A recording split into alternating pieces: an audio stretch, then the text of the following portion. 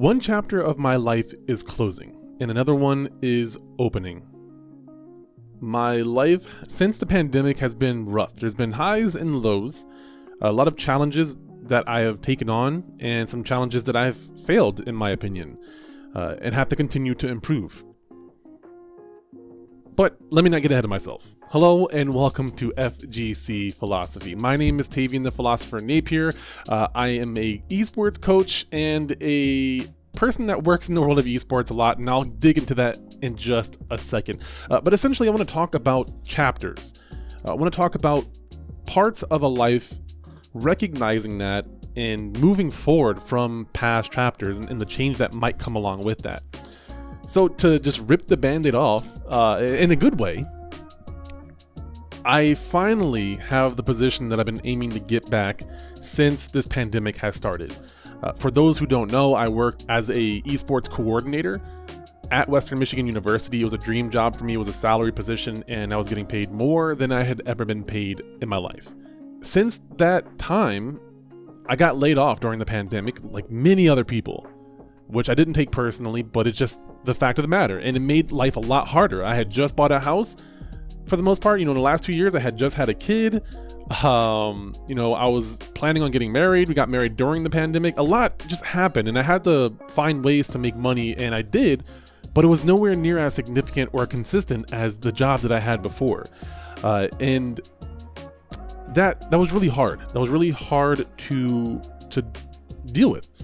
And about a year and a half or so into the pandemic, they Western Michigan reached out to me and offered me a job, but it was at a significant reduction in terms of pay and also in hours. So it wasn't something super consistent. It was sort of to help build the program back up because it got shut down essentially when I got laid off. So there was not much work done since I was gone. So I had mixed feelings. I was doing again what I loved to do, but it wasn't really making me a lot of money. Like I was barely paying my bills during this time, this whole pretty much a year that I dedicated to this. And it feels like some sort of drama because there was just so much suspense and things were dragged on for so long, way longer than they should have. And that's no blame to my bosses. My bosses, my higher up superiors, whatever you call them, they did a great job of taking care of me. They did a good job of communicating and understanding the situation and compromising. So they have been great throughout this whole entire process. It's just that sometimes when you work in the world of a university or corporations, things take a long time to get done, and sometimes things take a long time to get approved. And that approval or approvals can cause a ripple effect that affects many people and a whole program, and that's essentially what happened to me. It took a long time for the program to get its budget approved in the summertime. That pushed back a lot of things, and so when we started the program in the spring or in the fall semester, we were set back, and I was still working in a part-time capacity, and I had so much to do that I was essentially working a full-time job just to make everything work out. But I'm not going to get into the nitty-gritty of it. The good news is I have the position back, and with more responsibility in a good way, more access to information under new management, which I've already been working with for the last year. And it is a dream job, but it's also great to have dream pay. I'm not making a ton of money, right? I'm not going to get into specifics. I don't like to talk about how much I make, but it's enough for me to be able to pay off my bills and also do other things that I like, invest into other things that I'd like to invest in again. And it's hard to explain how much financial issues impact me emotionally and mentally. So much so that I didn't recognize it all in myself, or I didn't really know how to fix the issue other than working on making more money. And in saying that, it's in retrospect, it's in hindsight now, and I did a good job of just pushing through it and doing the best that I can, but along the way, other habits got dropped. My health and my eating habits, just overall health in general, meditation, eating, and exercising just was inconsistent. I had to start taking antidepressants because it was just so hard to deal with this situation. And I had spent 35 years of my life never taking antidepressants. There was just so much going on. And it feels unreal. Like, it feels like it hasn't even happened yet.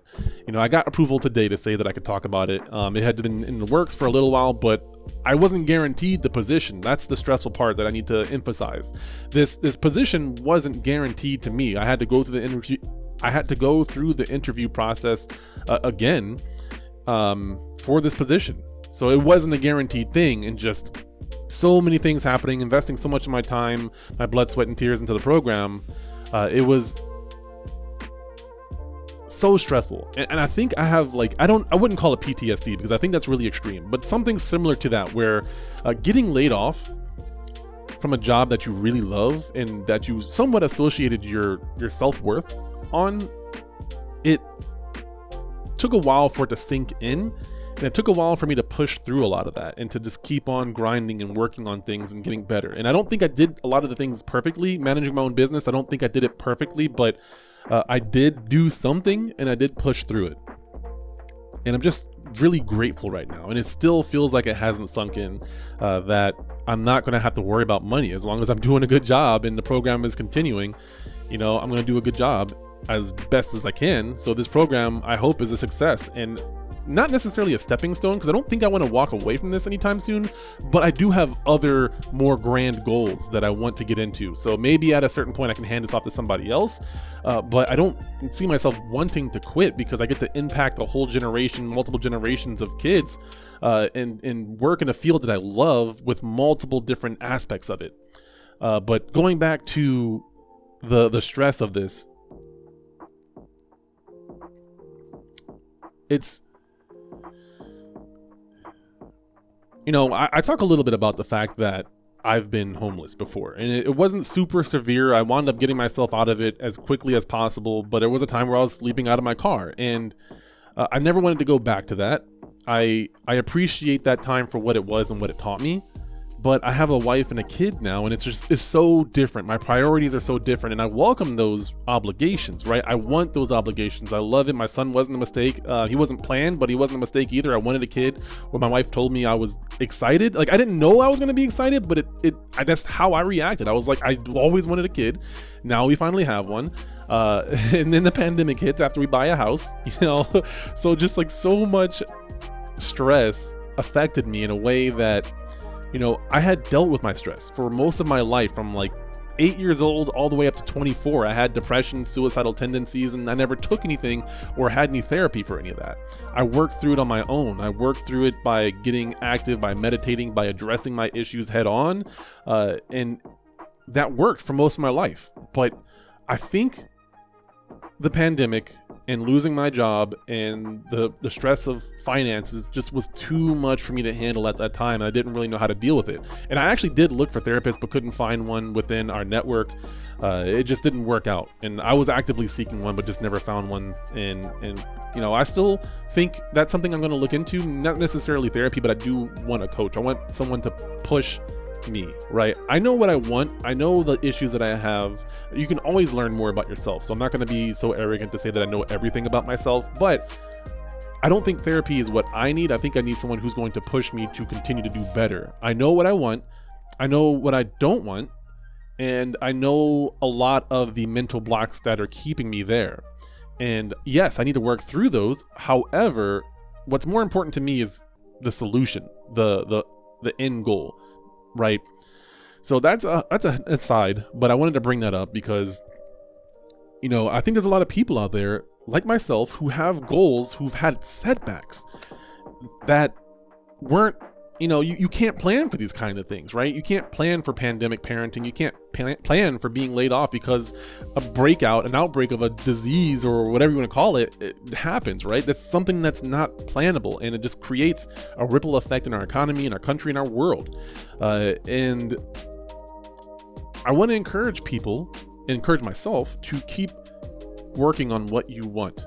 This isn't some stereotypical grind culture or whatever you want to call it. Some people, if you see it that way, right, the Gary V's, the Tony Robbinsons, that's fine to me. If that's what it takes for you to do what you want, that's fine. If you're not someone that appeals to you, okay, that's great too. For me personally, I do come from a culture where grinding and working on what you want is,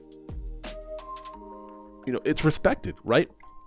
And for me, I took that to mean what I want. Now, yes, I do grind, but I grind towards things that I think matter, things that I think are going to leave an impact on the world, things that I think are going to help me provide for my family, things that I think are going to help me be a better person, right? I grind towards those things while also trying to make a living doing those things. Some people just work and make money and that's it. And I think a lot of people get really disgruntled by doing that. I knew I didn't want to do that. I watched my parents do that. I wanted to do something that I enjoyed doing, and if it left an impact on the world, then great.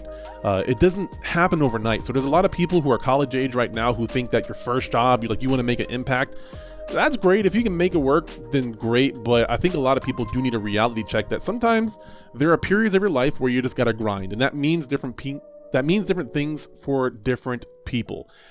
So you have to identify what that means. It could just be getting up, going to work on time, doing the things, actually studying, not playing games all the time, not being distracted all the time, being disciplined in the things you're already doing.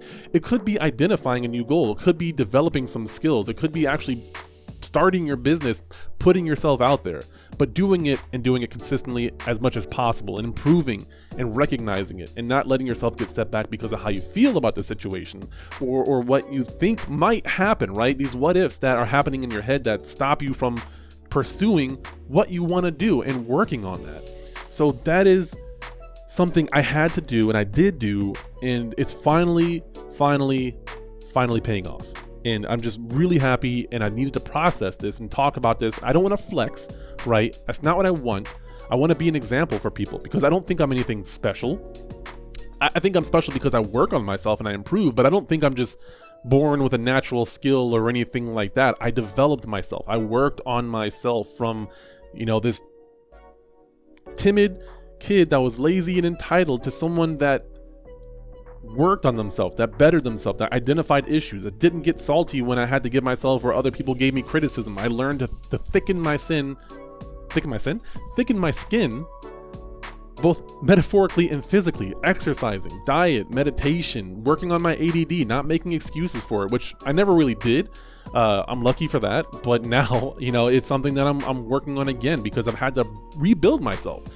Getting hit with this depression during the pandemic sort of re-sparked an old part of me that I hadn't seen in a long time.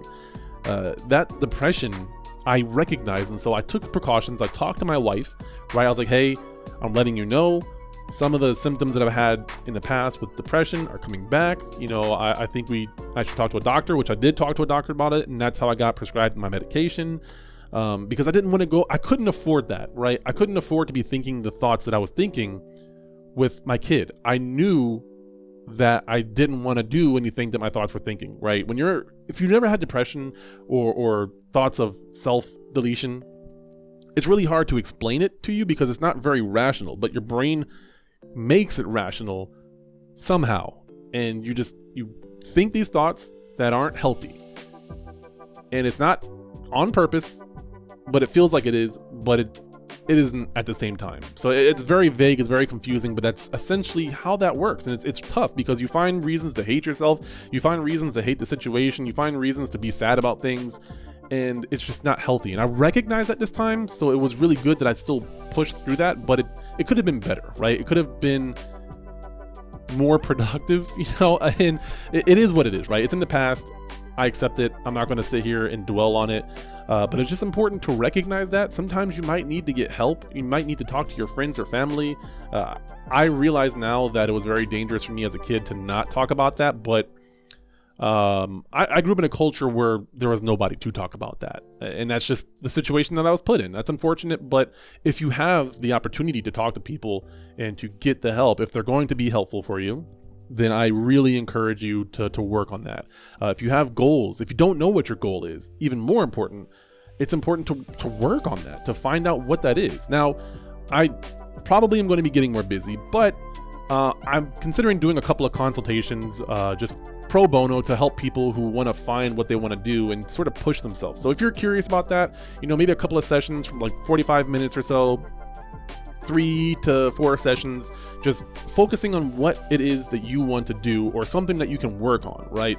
That is really, really important. There's never a time in someone's life, I feel, where you can't be putting aside some time towards things. And that's what kept me going through a lot of this depression, through a lot of this frustration, through a lot of this hardship, these financial issues. And again, it doesn't feel real to me yet, so I don't want to get too ahead of myself, but I do think that I've had a lot on my mind and a lot of pressure that this weight is slowly being lifted off of me. And I think when I see that first paycheck, that will be the day that I finally feel the full relief. But I do already feel some of this weight off of my shoulder. I can feel myself being able to breathe easier. And I don't mean that metaphorically. I do mean that metaphorically, but I also mean that like literally. Like there's pressure in my chest. You know, my posture is bad, and I recognize a lot of that, and I just feel so much lighter. So that said, you know, I have my position. I'm so excited about that. There's more to come. I'm considering actually paying an editor in the future to get some of this content out there more consistently. Now, what this means for FGC Philosophy, I have yet to decide. I know I don't want to quit it. I love podcasting, and I want to start having guests on my show again, whether it be small time that people don't know, friends, people of my community, or pro players and commentators and personalities or professionals in the field, psychiatrists. I want to talk to people, and I want especially the people in the FGC to learn and grow from it, but anybody can grow from this, right? The reason I call it FGC Philosophy is because that's where it started for me. I wanted to talk to fighting game players. I wanted to talk to people that were great at the fighting games that I wanted to get better at. I wanted to talk to people who managed communities that had tons of people and tons of followership and viewership, people that seemed like they were doing something that was well respected, whether it was making money or not. You know, it's since evolved from then, and there's other interests, and because I work in the world of esports and not just fighting games now, it's more relevant for me to talk about stuff outside of just fighting games. But I don't want to lose that FGC part of my life, because I still have the Kalamazoo FGC, I still want to commentate, I still want to compete. So I know that for me, you know, it might not make a difference for a lot of you listening, but for me, that title means a lot. It means something to me. And I've thought about doing esports philosophy and stuff like that, but it just felt forced. It didn't feel like me.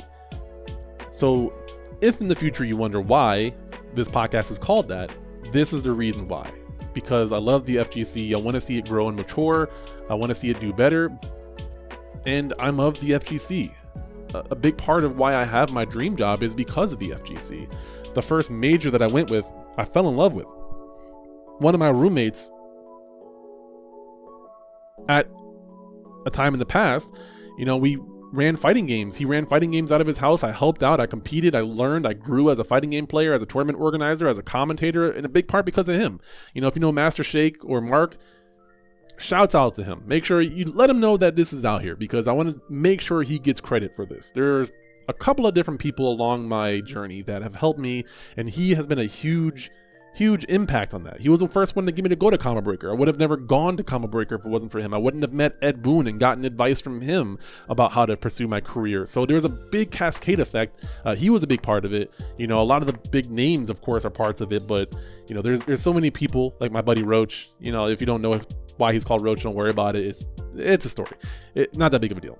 But you know, learning how to better myself, learning how to recognize what practice is and how to do it better.